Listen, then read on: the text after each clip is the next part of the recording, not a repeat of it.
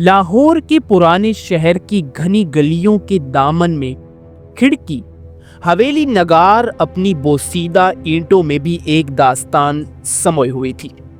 اس کی جالی دار کھڑکیاں، ٹیڑھے محراب اور بڑے صحن میں اگی کائی سے ڈھکی حوض کی سنگ مرمر کی پلیٹیں، ہر چیز اپنے اندر ایک زمانے کی شاہد تھی۔ آج حویلی میں وہی پرانی خاموشی تھی، مگر ایک نئے کشمکش کی گونج اس کی دیواروں سے ٹکراتی تھی۔ میرا نام عمران ہے، میری عمر 25 سال ہے اور میں اپنی خالہ کی اس حویلی میں چند دن قیاس کرنے آیا ہوں۔ ماں کہتی تھی کہ خالہ مرضیہ تنہا رہتی ہیں، ان سے ملتے جلتے رہنا چاہیے۔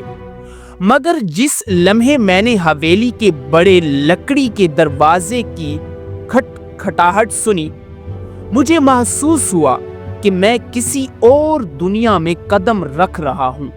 خالہ نے دروازہ کھولا، ان کے چہرے پر ایک پر اسرار مسکراہٹ تھی، جیسے وہ میری آمد سے خوش نہیں بلکہ کسی منصوبے کے آغاز پر مسکرا رہی ہو۔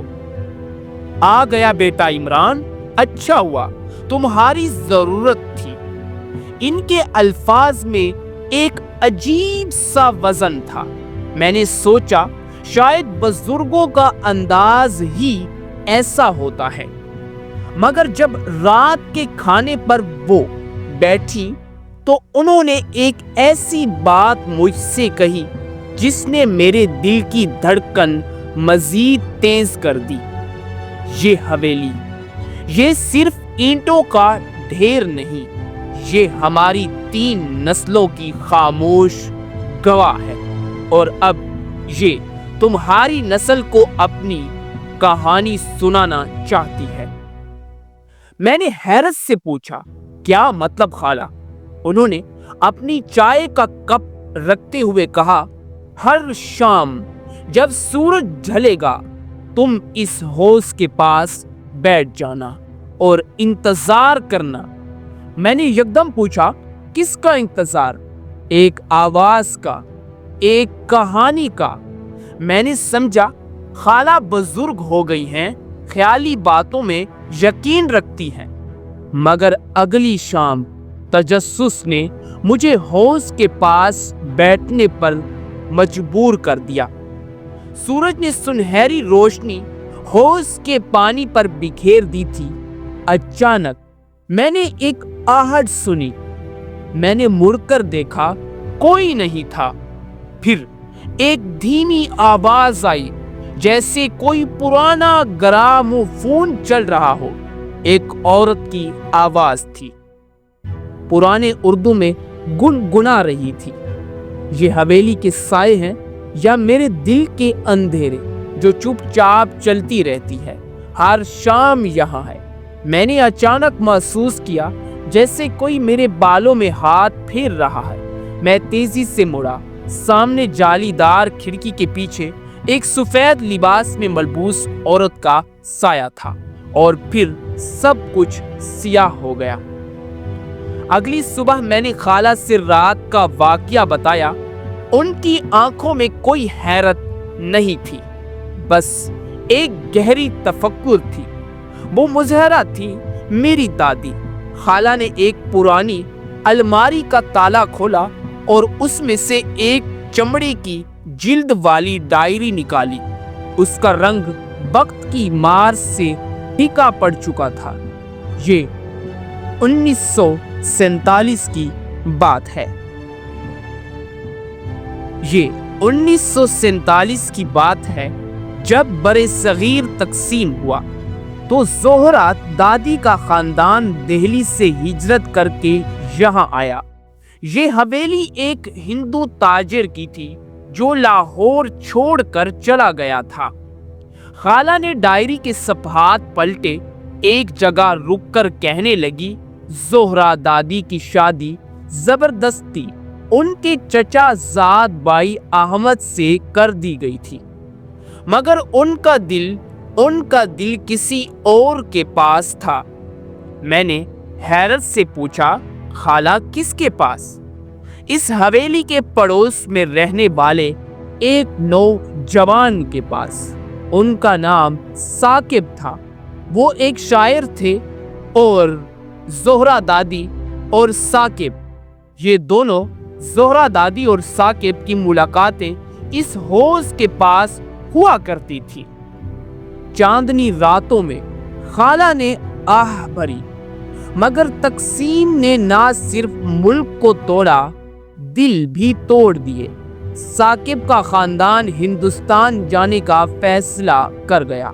آخری ملاقات کے دن ثاقب نے زہرہ دادی سے وعدہ کیا کہ وہ واپس آئیں گے۔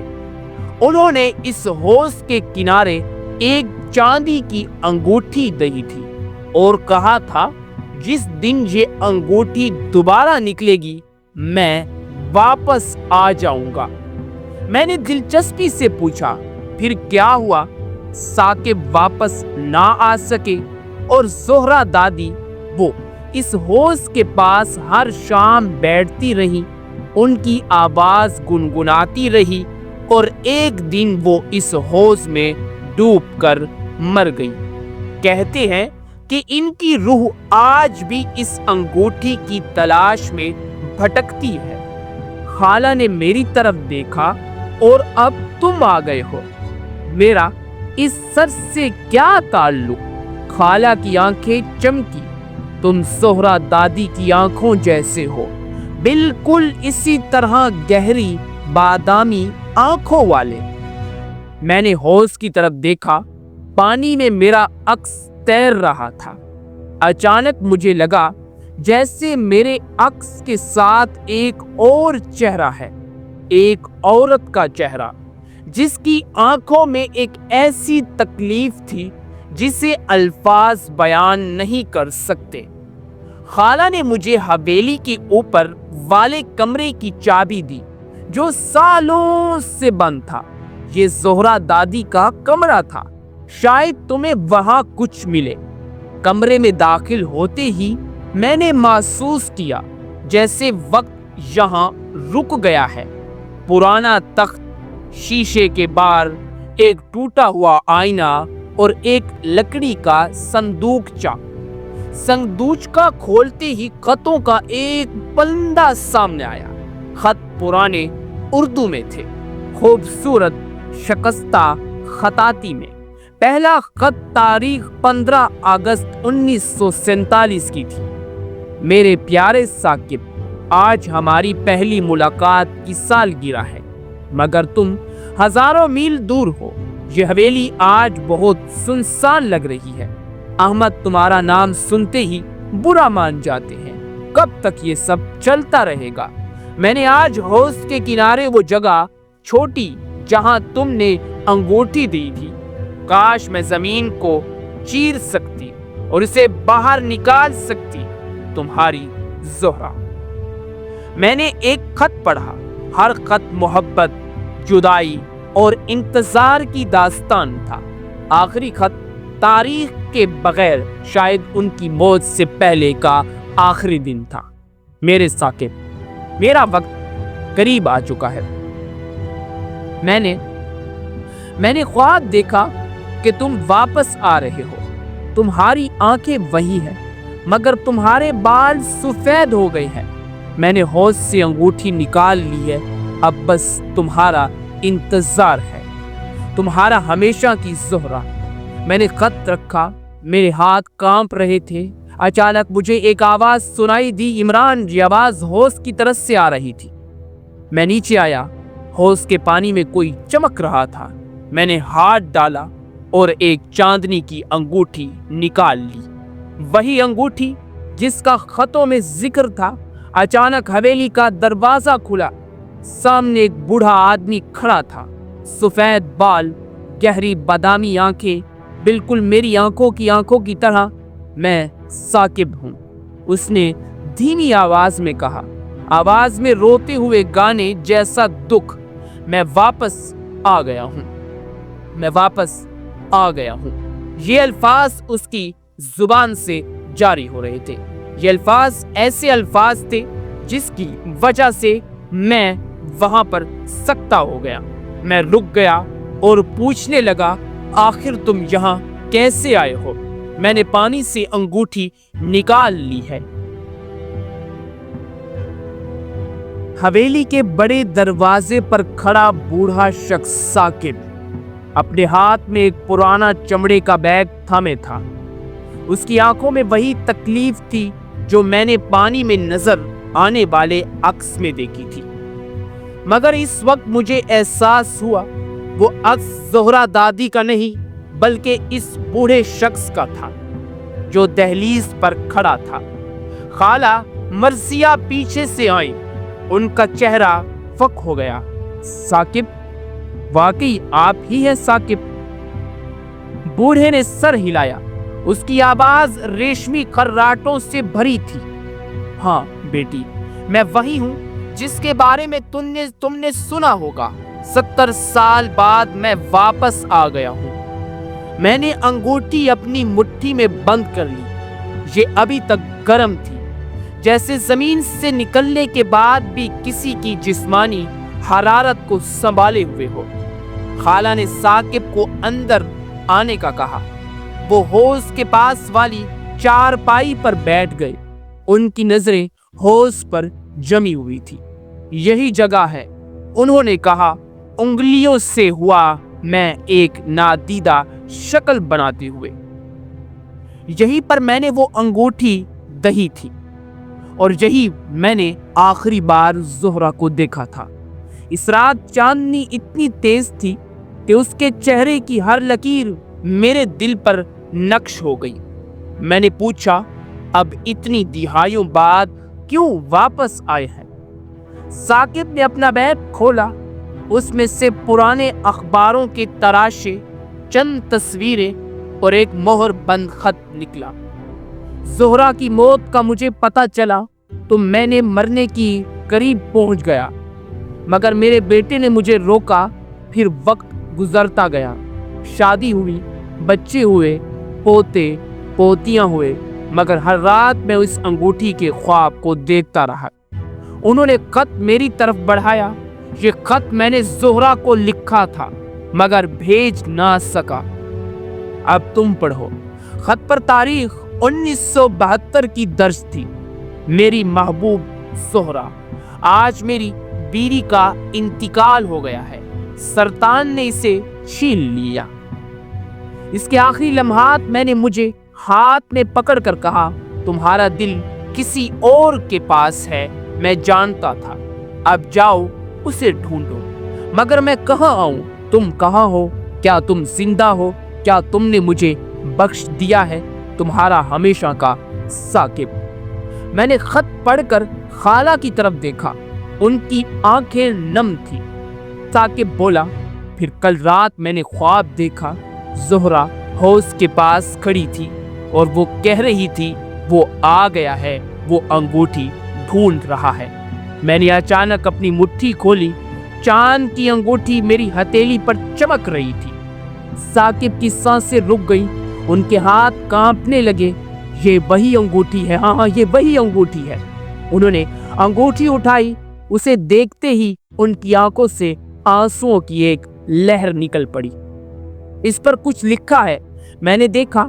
انگوٹھی کے اندر حصے پر باریک خطاطی میں لکھا تھا، زوئے سے ہمیشہ۔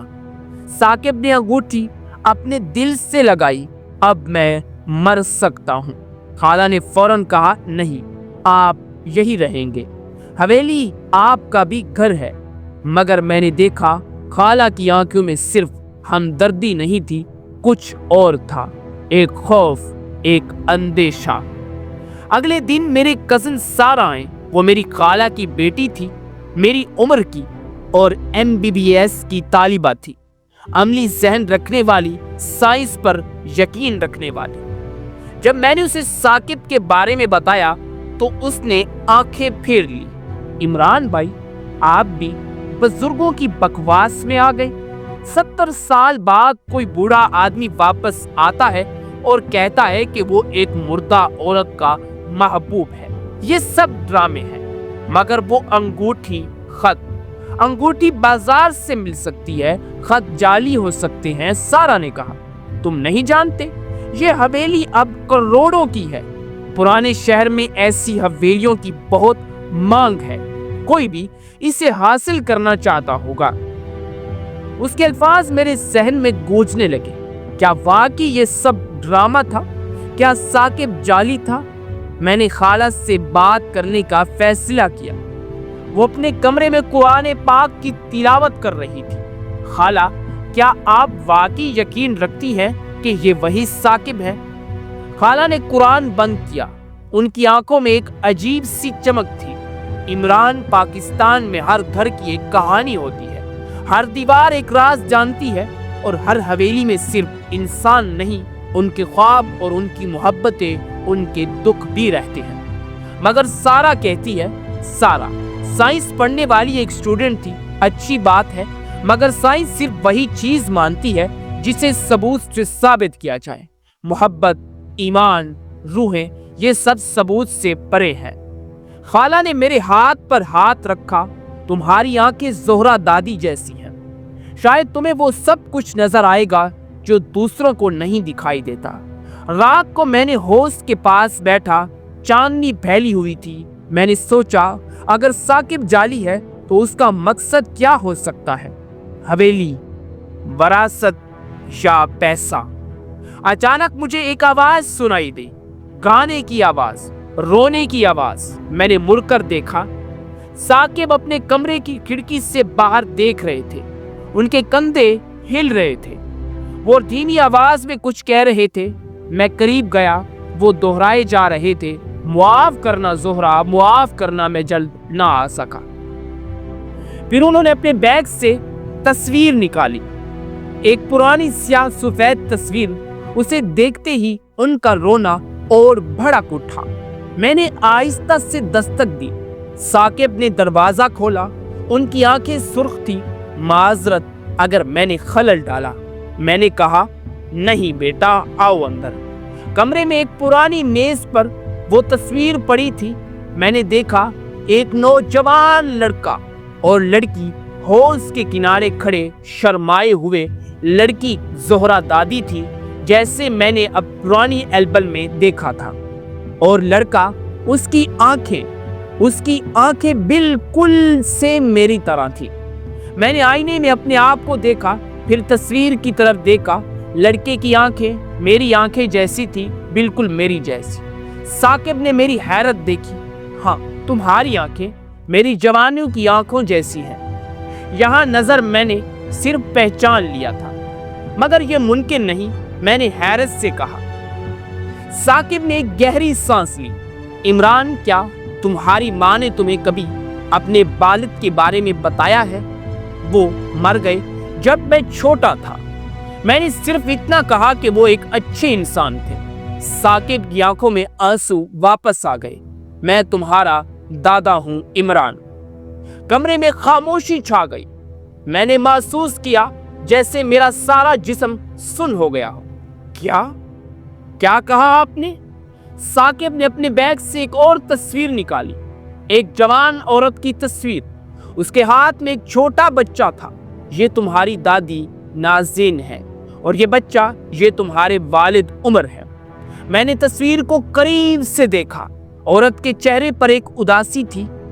दिल्ली वापस जाने के बाद मेरी शादी नाज़नैन से हुई। वो जोहरा से मिलती जुलती थी, शायद मैंने इसलिए उसे कबूल कर लिया।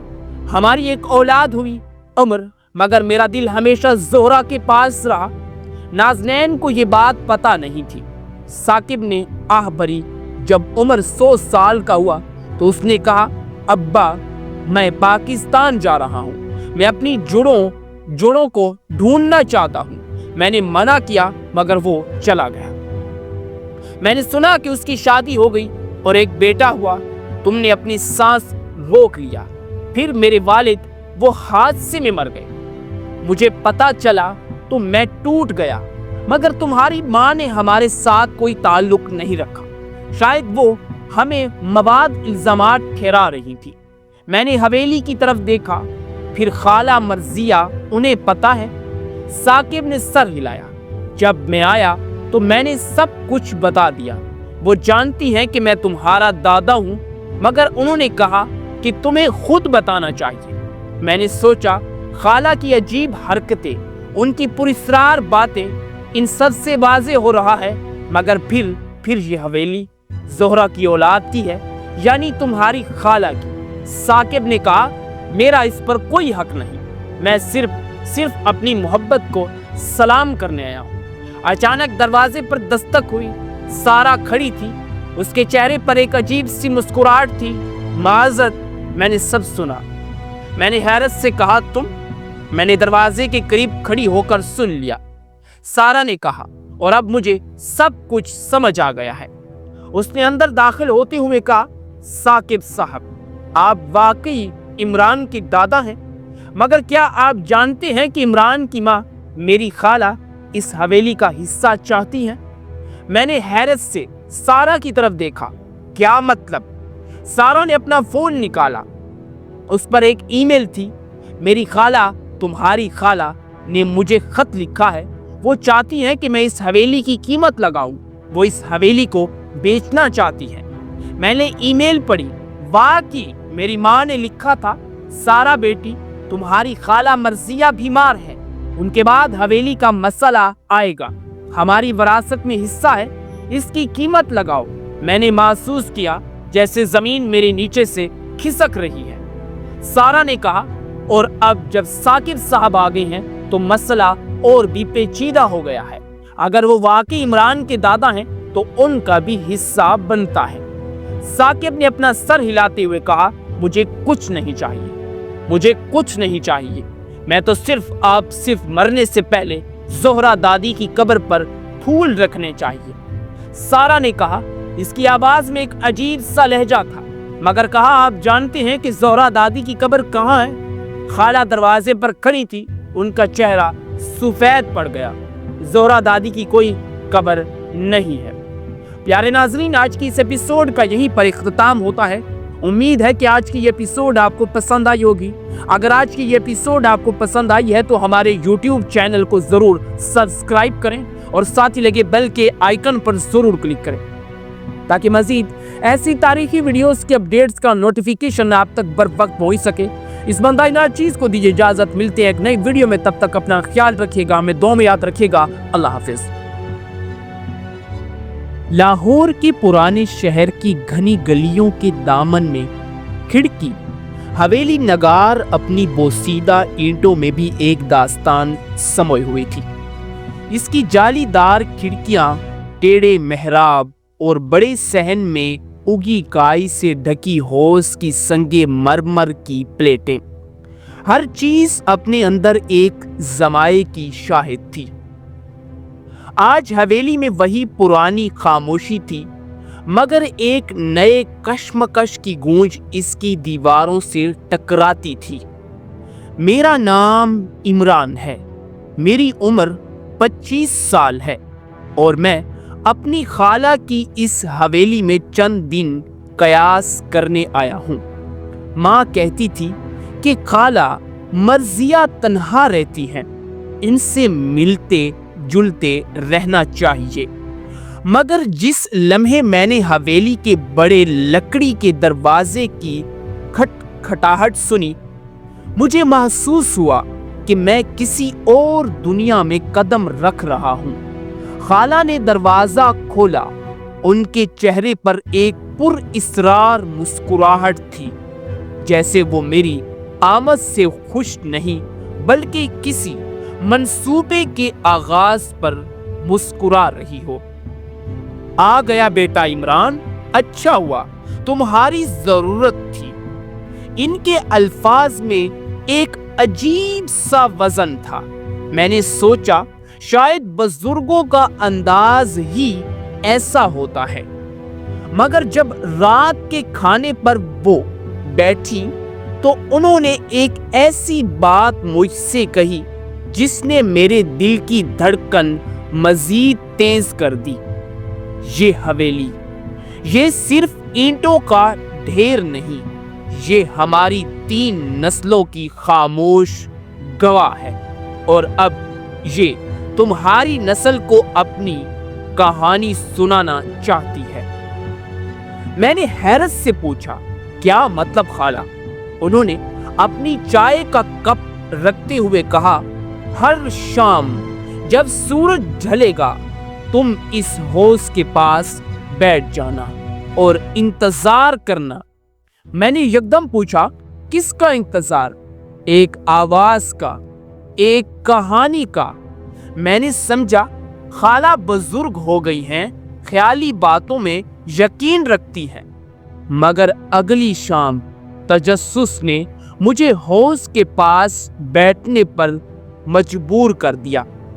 सूरज ने सुनहरी रोशनी हौज के पानी पर बिखेर दी थी। अचानक मैंने एक आहट सुनी। मैंने मुड़कर देखा, कोई नहीं था। फिर एक धीमी आवाज आई, जैसे कोई पुराना ग्रामोफोन चल रहा हो। एक औरत की आवाज थी, पुराने उर्दू में गुनगुना रही थी। ये हवेली के साए हैं या मेरे दिल के अंधेरे जो चुपचाप चलती रहती है, हर शाम यहाँ है। मैंने अचानक महसूस किया जैसे कोई मेरे बालों में हाथ फेर रहा है। मैं तेजी से मुड़ा। सामने जालीदार खिड़की के पीछे एक सफेद लिबास में मलबूस औरत का साया था और फिर सब कुछ सियाह हो गया। अगली सुबह मैंने खाला से रात का वाकया बताया। उनकी आंखों में कोई हैरत नहीं थी, बस एक गहरी तफक्कुर थी। वो मुजहरा थी, मेरी दादी। खाला ने एक पुरानी अलमारी का ताला खोला और उसमें से एक चमड़े की जिल्द वाली डायरी निकाली। उसका रंग वक्त की मार से फीका पड़ चुका था। ये 1947 की बात है। ये 1947 की बात है, जब बड़े सगीर तकसीम हुआ तो जोहरा दादी का खानदान दिल्ली से हिजरत करके यहाँ आया। ये हवेली एक हिंदू ताजिर की थी जो लाहौर छोड़कर चला गया था। खाला ने डायरी के सफ़हात पलटे, एक जगह रुककर कहने लगी, जोहरा दादी की शादी जबरदस्ती उनके चचा ज़ाद भाई अहमद से कर दी गई थी, मगर उनका दिल किसी और के पास था।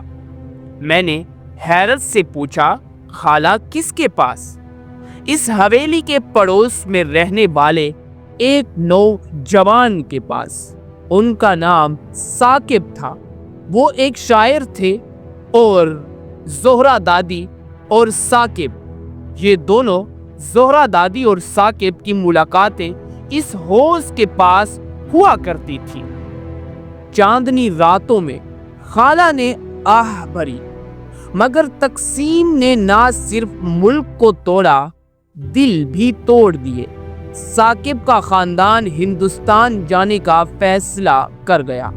आखिरी मुलाकात के दिन साकिब ने जोहरा दादी से वादा किया कि वो वापस आएंगे। उन्होंने इस हौज के किनारे एक चांदी की अंगूठी दी थी और कहा था, जिस दिन ये अंगूठी दोबारा निकलेगी मैं वापस आ जाऊंगा। मैंने दिलचस्पी से पूछा, फिर क्या हुआ? साकिब वापस ना आ सके और जोहरा दादी वो इस हौज के पास हर शाम बैठती रही, उनकी आवाज गुनगुनाती रही और एक दिन वो इस हौज में डूबकर मर गई। कहते हैं कि इनकी रूह आज भी इस अंगूठी की तलाश में भटकती है।